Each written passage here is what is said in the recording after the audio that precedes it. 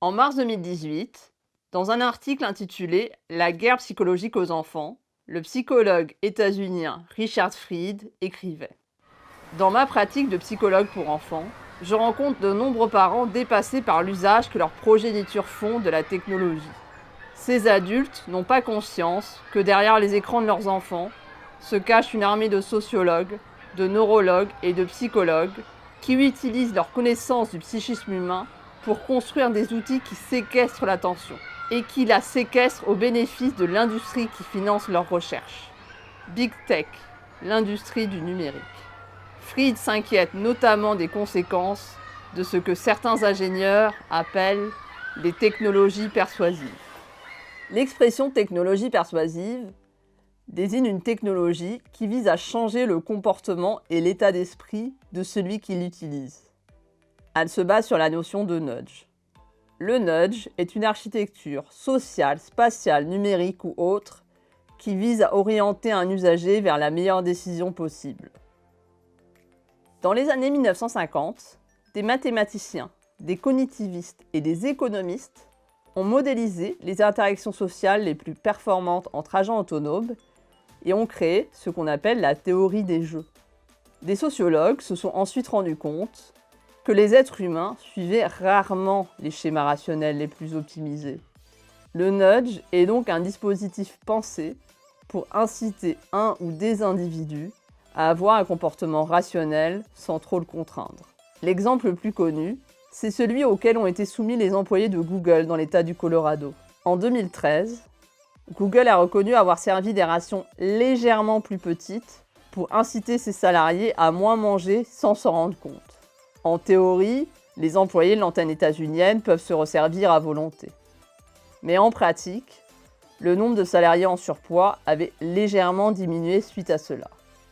Le nudge est donc une architecture pensée comme un moyen d'inciter l'agent à prendre la meilleure décision possible. Mais qui décide de ce qu'est la meilleure décision possible ? Est-ce une décision collective ? Ou ce choix est-il laissé aux architectes de ces dispositifs ? Et d'ailleurs, qui sont ces architectes ? Ou plutôt, quelle vision du monde sous-entend leurs œuvres ? Niché dans un bâtiment banal du campus de l'université de Stanford en Californie, se trouve le Behavior Design Lab, le laboratoire de design comportemental. Son fondateur, le sociologue Brian Jeffrey Fogg, est aussi le créateur du principal modèle de design persuasif, le Fogg Behavior Model. Il s'agit d'un protocole qui se base sur 3 propriétés: la facilité, l'incitation et la motivation. Pour Fogg, une technologie efficace est une technologie facile à utiliser. Et il faut aussi que celle-ci incite l'agent à l'employer via des déclencheurs. C'est notamment ce qui se passe avec les notifications. Mais l'aspect le plus controversé de son travail est la place qu'il donne au désir, notamment au désir de ne pas être mis de côté, de faire partie d'une communauté.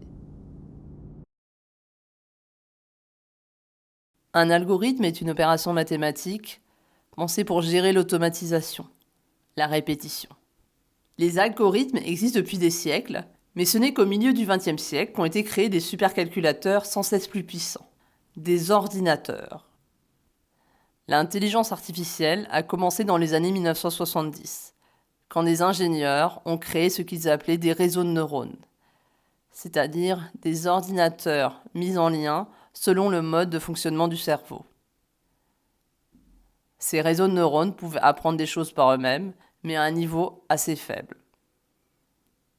Au début des années 2000, avec l'apparition des microprocesseurs à cœur multiple, la puissance de calcul des ordinateurs a augmenté de façon phénoménale. Et les recherches sur l'intelligence artificielle ont repris, mais cette fois-ci avec plus de succès. Ce qui est surprenant, c'est que même les scientifiques qui travaillent sur ces technologies ne comprennent pas entièrement le fonctionnement de celles-ci et sont incapables de prédire de façon détaillée comment elles vont évoluer. L'intelligence artificielle est utilisée pour la fouille de bases de données. Par exemple, dans le cas de la reconnaissance faciale, il y a des IA qui apprennent à reconnaître des visages en étant nourris de photos Facebook. Dans certains cas, L'IA peut même être intéressante pour assister à un diagnostic médical ou réduire la pénibilité de certains emplois. Certaines intelligences peuvent détecter certaines maladies à un stade précoce. Par exemple, elles peuvent scanner des points de beauté et repérer ceux qui sont cancérigènes en se basant sur des bibliothèques de points de beauté cancérigènes. Une intelligence artificielle n'est jamais neutre. Elle se base toujours sur des schémas, des données et des instructions qui lui ont été fournies préalablement pour repérer certaines choses et pas d'autres. Par exemple, si quelqu'un donne une photo d'une tache de rousseur à l'intelligence artificielle chargée de repérer les tumeurs, en lui disant que c'en est une, elle va vraiment le penser et ne va pas remettre ce fait en question. Ce qu'on appelle la gouvernance algorithmique, c'est un mode de gestion des sociétés étatiques ou privées fondé sur le traitement algorithmique des données et l'utilisation de l'intelligence artificielle comme moyen d'assister la prise de décision. Mais qui choisit les schémas qui nourrissent la machine ?